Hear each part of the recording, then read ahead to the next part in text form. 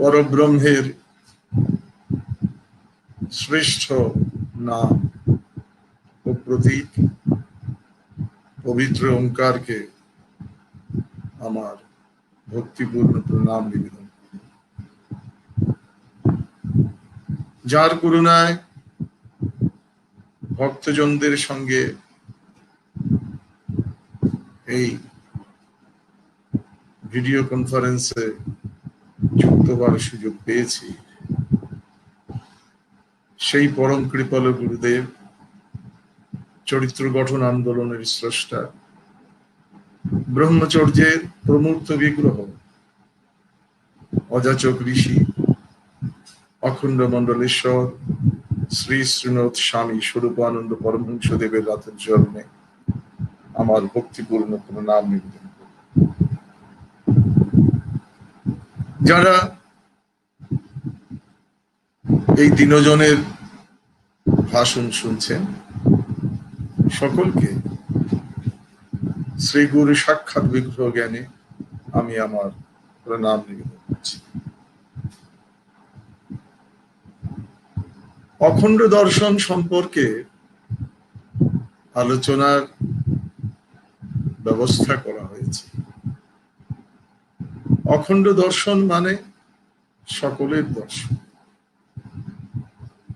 যত মত, যত পথ, যত সাধন, যত সাধ্য, সকলের প্রতি অপরিসীম শ্রদ্ধা। যে দর্শন লালন করে,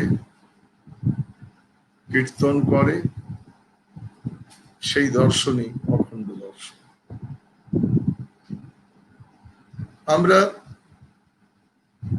গতদিন আলোচনায় ছিলাম যে সনাতনী ঋষিগণ যখন শ্রী ভগবানের কথা,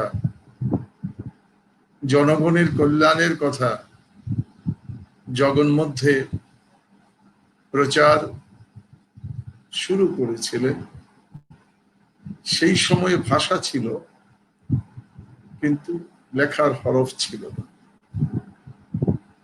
কিভাবে বহু যুগ পরের মানুষের কাছে এই মূল্যবান তত্ত্ব এবং তথ্য পৌঁছে দেওয়া যায়, সেটা নিয়ে আমাদের পূর্বাচার্য ঋষিগণ গবেষণা করে, সাধন করে, অনুশীলন করে এক অত্যাশ্চর্য কৌশল আবিষ্কার করেছিলেন। সেটি হচ্ছে ব্রহ্মচর্য। ব্রহ্মচর্য মানে সহজভাবে বললে ধরে রাখার কৌশল। জীবনের স্বাভাবিক নিয়মে যা হারিয়ে যায় তাকে সুদীর্ঘকাল ধরে রাখার যে জীবনশৈলী, সেটিরই এক নাম ব্রহ্মচর্য।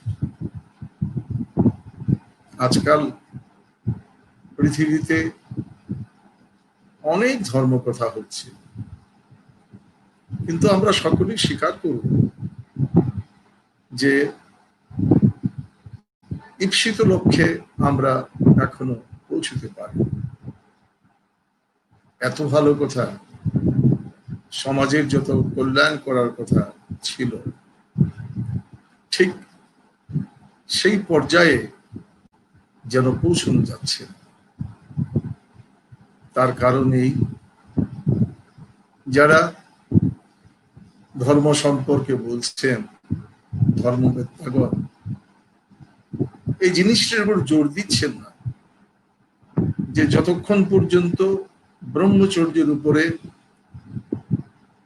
বক্তা শ্রোতা সকলের উপযুক্ত অভিনিবেশ না থাকবে, ততদিন পর্যন্ত বক্তব্য বিষয় সঠিকভাবে শ্রোতৃমণ্ডলীর জীবনে বাস্তবায়িত হবে না। আমাদের ঋষিরা এজন্য বারবার এই ব্রহ্মচর্যের উপরে জোর দিয়েছিলেন। আমাদেরকে দীর্ঘ পথ অতিক্রম করতে হবে, এ কারণে কিভাবে আমরা আমাদের ভগবদ্দত্ত শক্তি সামর্থ্যকে দীর্ঘকাল ধরে রাখতে পারি, সেই যে ব্রহ্মচর্য, সেই ব্রহ্মচর্য সম্পর্কে আমাদের সচেতন হওয়া একান্ত প্রয়োজন। এই ব্রহ্মচর্যকে আমাদের ঋষিরা কত সম্মান দিয়েছেন।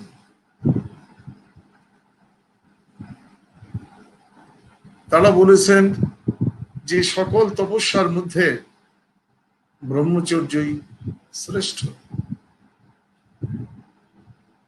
আমরা শুনেছি ঋষিদের কণ্ঠে যে স্বচ্ছ ব্রহ্মচর্য আছে যাহা, সাধনে প্রয়োজন নাহি কথা। ব্রহ্মচর্য যদি সঠিকভাবে শ্রদ্ধার সঙ্গে অনুশীলন করা যায়, পৃথক সাধন আপনা হতেই হয়ে যায়। এই যে বিষয়গুলো, এগুলোই আমাদেরকে স্মরণ করিয়ে দেয় এই ব্রহ্মচর্য কত গুরুত্বপূর্ণ। আমাদের এটা দুর্ভাগ্য, আজকে ব্রহ্মচর্য সম্পর্কে সমাজে সাধারণ মানুষকে সচেতন করার প্রয়াস খুবই কম দেখা যায়। তত্ত্বকথা নিয়ে অনেক আলোচনা হয়, কিন্তু সেই তত্ত্ব ধরে রাখার যে কৌশল, সেই কৌশল নিয়ে আলোচনা খুব কম হয়ে থাকে। আচার্য শ্রী শ্রীমৎ স্বামী স্বরূপানন্দ পরমহংসদেব, যিনি হাজার হাজার ভাষণ মঞ্চ থেকে তার কম্বু কণ্ঠে জাতি গঠনমূলক ভাষণ দিয়েছেন, তিনি প্রায় প্রত্যেক স্থানে ব্রহ্মচর্যের উপরে জোর দিয়েছেন। কারণ ব্রহ্মচর্য সেই সাধনা, যেই সাধনার মাধ্যমে আমরা আমাদের লুপ্ত গৌরবকে পুনরুদ্ধার করতে পারি। ব্রহ্মচর্য যে সাধনা, যা আমাদেরকে অল্প আয়াসে পরম লক্ষ্যে পৌঁছে দেবে। ব্রহ্মচর্য যে সাধনা, যা পথ মত নির্বিশেষে সর্ব সম্প্রদায়ের মানুষকে নিজ লক্ষ্যে এগিয়ে যাওয়ার সহায়তা প্রদান করে। এ প্রসঙ্গে একটু ভিন্ন দিক থেকে আলোচনা করব। এই যে ব্রহ্মচর্য, এই ব্রহ্মচর্যের আরেকটি সহজ ব্যাখ্যা হচ্ছে, তা আমাদের নিত্যকর্মের জন্য আবশ্যকীয় জীবনী শক্তির যোগান দেয়। এই যে আমাদের শরীর, এই যে আমি, এই প্রসঙ্গে যদি চিন্তা করতে যাই, একটু যদি আমরা ধ্যান করি, মনে করুন একজন কোথাও যাবেন, দূরবর্তী অঞ্চল যাবেন রথে চলে। একটু যদি আমরা কল্পনা করি, এই রথগুলোকে চালাচ্ছে একজন সহিস, আর তার চালিকা শক্তি হিসেবে সেখানে যুক্ত আছে কতগুলো ঘোড়া। এই অশ্বচালিত শকটে আমি আমার গন্তব্যস্থলে যাব। কঠোপনিষদে ঋষি বলছেন যে আত্মানাং রথিনাং বিদ্ধি, এই যে আমি, আমার এই শরীর আছে, আমার আত্মাও আছে। এই আত্মাটি হচ্ছে রথী। শরীরম রথমেব তু, এই শরীরটাই হচ্ছে রথ, আত্মা হচ্ছেন রথী। বুদ্ধিং তু সারথিং বিদ্ধি, এই গাড়িটা যে চালাবে সারথী, তা হচ্ছে আমার বুদ্ধি। আর মানহা ঘোড়ার যে লাগাম যা গাড়িকে লক্ষ্য নিয়ন্ত্রণ করবে, এই লাগাম হচ্ছে এই মন যা আমার মধ্যে আছে। ইন্দ্রিয়ানি হয়নাহু, এই যে আমার 5টি কর্মেন্দ্রিয়, 5টি জ্ঞানেন্দ্রিয়, এই ইন্দ্রিয়গুলো হচ্ছে এই রথের চালিকা শক্তি রূপ অশ্ব আর বিষয়াঙ্গোচরান। চারিদিকে যত বিষয়ের মধ্যে আমার জীবন চলছে, এটা হচ্ছে এই ইন্দ্রিয়গুলো ঘাস খাওয়ার বা আহারের জায়গা। এ বলেই এদিক থেকে আমরা যদি চিন্তা করি, ঘোড়াগুলো স্বাধীনভাবে চলে না, তাদের মুখে লাগাম থাকে। ঠিক আমারও যে কর্মেন্দ্রিয় জ্ঞানেন্দ্রিয় গুলো কাজ করছে, এগুলোকে নিয়ন্ত্রণ করছে আমার মন। আর মনটি কে এই লাগামকে ধরে রেখেছে যেমন সহিস, ঠিক তেমনি এই সারথি বা সহিস যে মনকে নিয়ন্ত্রণ করে, তা হচ্ছে আমার বুদ্ধি। আর আমি চলছি, এই যে আমি চলবো, এর জন্য জীবনী শক্তির প্রয়োজন, প্রাণ শক্তির প্রয়োজন। যে কোনো গাড়ি চললে যেমন আজকাল পেট্রোল ডিজেলের মতো ফুয়েল লাগে, আমার শরীরটা যে চলছে তারও প্রাণ শক্তির প্রয়োজন। এই প্রাণ শক্তির সর্বোৎকৃষ্ট ব্যবহারের সুযোগ দেয় ব্রহ্মচর্য। এই প্রাণ শক্তি কোথা থেকে আসে আমরা যদি একটু চিন্তা করি, এই প্রাণ শক্তিকে 2 ভাগে বিভক্ত করা যায়।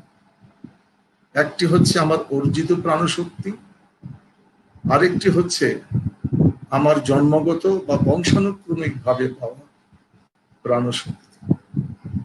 আমাদের ঋষিরা হাজার হাজার বছর আগে যে ব্যাখ্যা দিয়েছিলেন, তা হয়তো হুবহু এই বিজ্ঞানের যুগে মিলবে না, কিন্তু অনেকাংশেই দেখা যাবে যে ঋষিদের সেই চিন্তা কত সুন্দর ছিল। আমার অর্জিত প্রাণশক্তি কি? আমি যা আহার গ্রহণ করি, এই আহার জারক রসের দ্বারা জারিত হয়ে রসে পরিণত হয়। এই রস শোষিত হয়ে রক্তে চলে যায়, রক্ত থেকে মাংস, মাংস থেকে তার সারবস্তু মেদ, মেদের সারবস্তু অস্থি, অস্থির সারবস্তু মজ্জা, এবং মজ্জার সারবস্তু যেটা, সেটা হচ্ছে বীর্য। আমাদের অত্যন্ত মূল্যবান বিষয়। এই বিষয়গুলো আমাদের একটু চিন্তা করতে হবে। আমি যা খাই তাই আমার শক্তিকে, আমার শরীরকে শক্তি যোগান দেয় না। এই প্রাণ শক্তি, এই অর্জিত শক্তি যেটা, সেই অর্জিত শক্তি তৈরি হতে যথেষ্ট সময়। রস থেকে রক্ত, রক্ত থেকে বীর্য হওয়া পর্যন্ত সময় লাগে কমপক্ষে 3 দিন। এবং ঋষিদের সিদ্ধান্ত এই, 1 বিন্দু বীর্য সৃষ্টির জন্য আধাশের রক্তের প্রয়োজন। এই জন্যেই তারা এই বীর্যকে তারা এত সম্মান দিয়েছে। এটি হচ্ছে আমাদের অর্জিত প্রাণশক্তি। এবং তারা বলেছেন যে এই বীর্যকে ধারণ করাই হচ্ছে জীবন, আর বীর্যকে বিনষ্ট করাই হচ্ছে মরণ। আমরা হয়তো সাধারণভাবে সেটা বুঝি না। একটি মাত্র ফোঁটা বীর্য, তার সৃষ্টিতে প্রয়োজন হয় আতসের রক্ত। সেই দিক থেকে চিন্তা করতে গেলে আমাদের এই বীর্যগত মহামূল্যবান বস্তু, এটা আমরা একটু চিন্তা করতে পারি। এই বীর্য আমাদের প্রাণ শক্তি সরবরাহ করে এক অংশ, আরেক অংশ আসে জন্মগত ভাবে মাতৃগর্ভ থেকে। এইটি আমরা যদি এমব্রায়োলজি, চিকিৎসা শাস্ত্রে দেখি, সেখানে আমরা মোটামুটি এটুকুন বলতে পারি যে পিতার শরীর থেকে একটি কোষ, মাতৃকোষ একটি সঙ্গে মিলে এই জীবনটি শুরু। তারপরেই শুরু হলো এই কোষের বৃদ্ধি। একটা কোষ দুটো হলো, দুটো চারটে হলো, চারটে আটটে হলো, বাড়ছে, কিন্তু একটি আরেকটি থেকে বিচ্ছিন্ন হয়ে যায়। মৌচাক যেমন আস্তে আস্তে বড় হতে থাকে, মাতৃগর্ভে আমাদের সেই ভ্রূণ ধীরে ধীরে বড় হয়। বড় হতে হতে এমন একটা পর্যায়ে আসে যখন তা অনেকটা মাঝারি আকৃতির আঙ্গুরের অবস্থায় আসার পরে সবগুলো কোষ আর বৃদ্ধি হওয়া বন্ধ করে দেয়। শুধু একটি কোষ আবার বাড়তে থাকে, বাড়তে বাড়তে কোটি কোটি কোষ হয়ে এই যে বন্ধ হয়ে যাওয়া যে কোষগুলো আর বাড়লো না, সেগুলোকে রক্ষা করে, এবং অন্যান্য কোষগুলো বাড়তে বাড়তে আমাদের হাত, পা, মুখ, ফুসফুস, পাকস্থলী, হৃৎপিণ্ড, যা কিছু আছে আমাদের অঙ্গ প্রত্যঙ্গ সৃষ্টি হলো। কিন্তু ওই যে ছোট্ট আঙুরের মতো একটি অংশ আর বাড়লো না, সেটি কিন্তু থেকে গেল সবকিছুর আবরণে, সবকিছু তাকে রক্ষা করে গেল। এবং আমরা যখন জন্মগ্রহণ করি, সেই নির্দিষ্ট কোষগুলো আমাদের টেস্টিস বা অন্ডর মধ্যে বেরিয়ে আসে মাতৃগর্ভ থেকে। সেইটি হচ্ছে আমরা আমাদের প্রাণকোষ বলতে পারি। এই প্রাণকোষ কখনো বাড়ে না, অত্যন্ত যত্নে আমাদের শরীরে এটি রক্ষিত থাকে। প্রথম দিকে একটা নিদ্রার ঘরে কাটে, তারপর ধীরে ধীরে বয়ক্রমে সে যখন তার কাজ আরম্ভ করে, প্রত্যেকটি প্রাণকোষ থেকে অতি মূল্যবান, অতি গুরুত্বপূর্ণ, একেবারে উচ্চতম প্রাণ শক্তি সম্পন্ন রস সেখান থেকে নিঃসৃত হয়, যার দ্বারা আমাদের শরীর বিকশিত হয়, আমাদের জীবনে যৌবন আসে, উৎসাহ আসে, কর্মোদ্যম আসে, আমাদের প্রতিরোধ শক্তি আসে। এই সব কিছুই এই যে প্রাণকোষ, যেগুলো নির্দিষ্ট সংখ্যায় আমরা মাতৃগর্ভ থেকে নিয়ে বেরিয়ে এসেছি, যা আমাদের সেই অন্ডকোষের মধ্যে, টেস্টিস বা অন্ডর মধ্যে যা সঞ্চিত থাকে, সেইটি থেকেই ধীরে ধীরে ধীরে ধীরে আমাদের প্রাণ শক্তি মিশ্রিত হতে থাকে। আমাদের যে অর্জিত প্রাণ শক্তি, বীর্য, এবং এই মাতৃগর্ভ থেকে আমরা যে প্রাণকোষগুলি নিয়ে এসেছি, সেখান থেকে যে প্রাণরস নিঃসৃত হয়, এই দুইটি মিলেই আমাদের জীবনী শক্তি হিসেবে আমাদের সারাটি জীবন চালিয়ে নিয়ে যায়। এই যে মাতৃগর্ভ থেকে আমরা প্রাণকোষ নিয়ে আসি, এর মধ্যে থাকে শুক্র, যেটা আমাদের বংশবৃদ্ধির অন্যতম উৎস, যা ছাড়া বংশবৃদ্ধি হতে পারে না, সেটিও এই প্রাণকোষের মধ্যেই থাকে। রক্তের মধ্যে যখন বীর্য থাকে, সেই বীর্য দুধের মধ্যে যেমন মাখন থাকে তেমন ভাবে মিশ্রিত থাকে। কোনো শারীরিক উত্তেজনা, কোনো বিশেষ প্রয়োজনে আমাদের দুই অন্ডের মধ্যে রক্ত থেকে সেই বীর্য মুক্ষিত হয়, এবং তার সঙ্গে এই যে প্রাণকোষের মধ্যে শুক্র থাকে, শুক্র থেকে আবার জীবনী রস যুক্ত হয়ে আমাদের মহামূল্যবান যে ধাতু, সেই শুক্র বা বীর্যের, প্রকৃত বীর্যের সৃষ্টি। এই প্রাণ শক্তি যে রক্ষা করা যে কৌশল যে জানে, তার জীবনে যৌবন দীর্ঘায়িত হয়, তার জীবনে বিভিন্ন গুণাবলী বিকশিত হয়। এইটি আমাদের ঋষিরা চিন্তা করে দেখেছে। এখন কি কারণে আমাদের এই প্রাণ শক্তি অধিক খরচ হতে পারে? যদি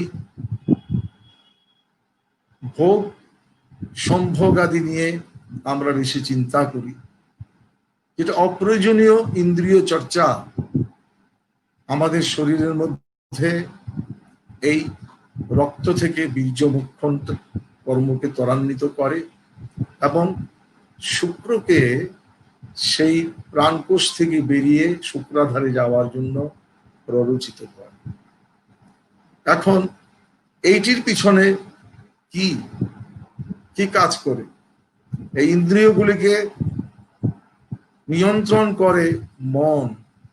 এটা আমরা দেখেছি শ্রীমদ্ ভগবদ গীতায় শ্রী ভগবানের উপদেশ শুনতে শুনতে এক সময় অর্জুন বললেন, হে কৃষ্ণ, চঞ্চল হি মনঃ কৃষ্ণ প্রমাতি বলবদৃঢ়ম তৈস্যহম নিগ্রহম মন্যে বায়ুরেব সুদুষ্করম।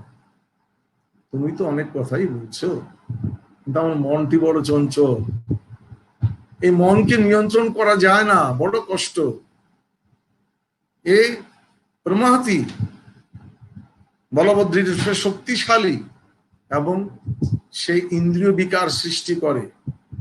এই ইন্দ্রিয় বিকার সৃষ্টিকারী এই যে অত্যন্ত বলবান মন, সেই মনকে নিয়ন্ত্রণ করা বায়ুকে নিয়ন্ত্রণ করার সমতুল্য বা তার চাইতেও বেশি বলে আমি মনে করি।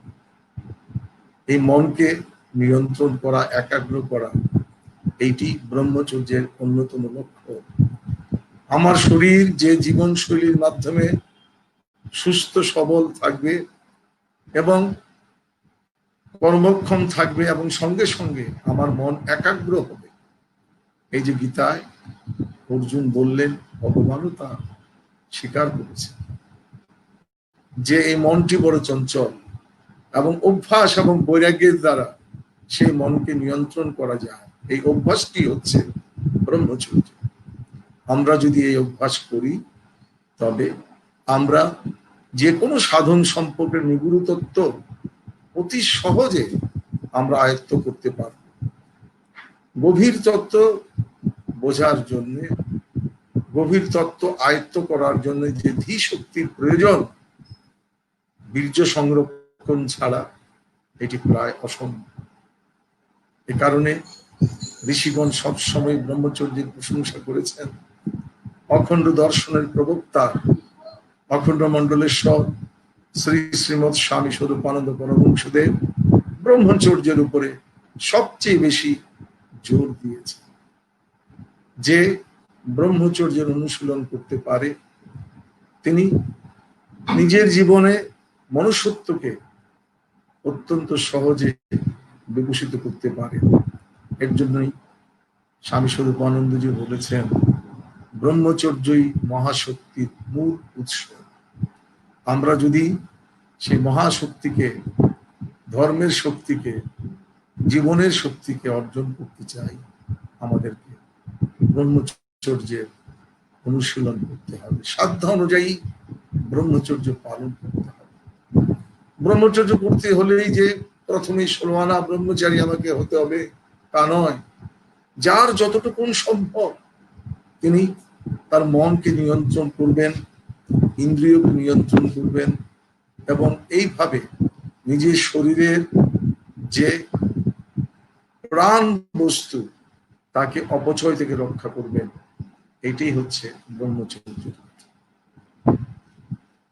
শ্রোত্রী নারায়ণ মণ্ডলী, এখন ভিন্ন একটি বিষয়ে আমি আপনাদের দৃষ্টি আকর্ষণ করব।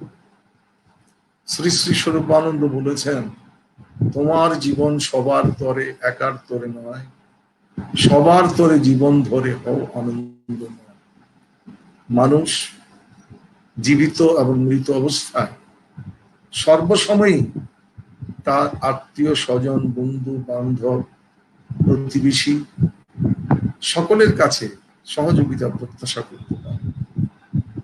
আজ সারা বিশ্বময় এক খণ্ডিত মহামারী চলছে এবং মানুষ অদেখা শত্রুর ভয়ে একেবারে নিজেকে এমন ভাবে গুটিয়ে দিচ্ছে যে মৃত আপনজনদের প্রতি করণীয় সম্পর্কে আজ সে ভীত সন্ত্রস্ত হয়ে নিজেকে লুকিয়ে রাখছে।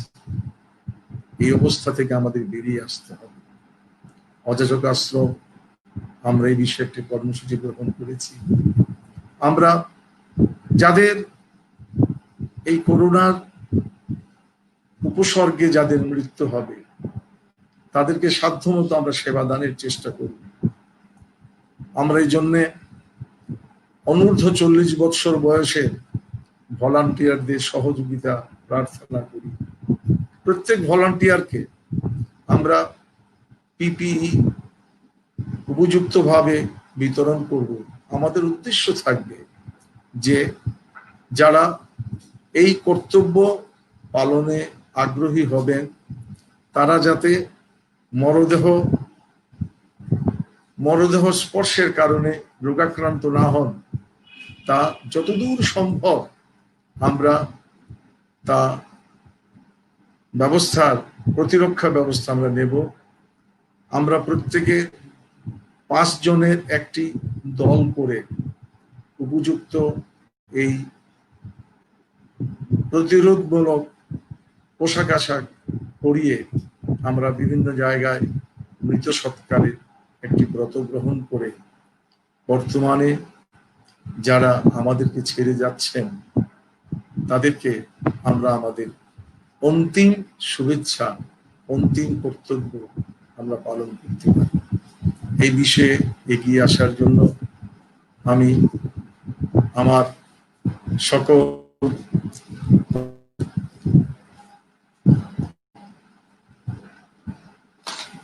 আমরা এই বিষয়ে যত রকমের সুযোগ আছে বিজ্ঞান এখন দিচ্ছে, প্রত্যেক শ্মশান বন্ধুকে সেই সুযোগ দেব এবং আমাদের ডাক্তার বন্ধুরা রোগীদের সেবা দেওয়ার সময় যত রকমের প্রতিরোধমূলক ব্যবস্থা গ্রহণ করেন ঠিক সেই মানের আমরা প্রতিরোধমূলক পোশাক সরবরাহ করব। কাজে আজকে আমার এই ভাষণ যারা শুনছেন অনুগ্রহ করে তারা বিবেচনা করবেন, আমাদের যুবক বন্ধুদেরকে উদ্বুদ্ধ করুন। এবারে তো নতুন নয়, সারা বিশ্বে প্লেগে লক্ষ লক্ষ মানুষ মারা গেছে, কলেরা বসন্তে জনপদ উজাড় হয়ে গেছে। তখন তৎকালীন মানুষেরা, দরদি মানুষেরা যেমন ভাবে মৃতের সৎকারের মাধ্যমে মানবতার চরম পরাকাষ্ঠা প্রদর্শন করেছেন, আমাদেরকেও আজ তাই করতে হবে। শুধু তত্ত্বকথা আলোচনা করলে তো হবে না, সেই তত্ত্বকে আমাদের সমাজকে নিরাপদ এবং সুন্দর রাখার জন্য আমাদেরকে চেষ্টা করতে হবে। আজকে এই পর্যন্ত, সকলকে আমার শ্রদ্ধাপূর্ণ জয়গুরু নিবেদন করি। আগামী দিনে আমরা আবার এই অখণ্ড দর্শনের যে মানবিক বিষয়সমূহ, আধ্যাত্মিক বিষয়সমূহ, সর্বালিঙ্গনকারী যে ব্যবস্থা শ্রী শ্রী গুরুদেব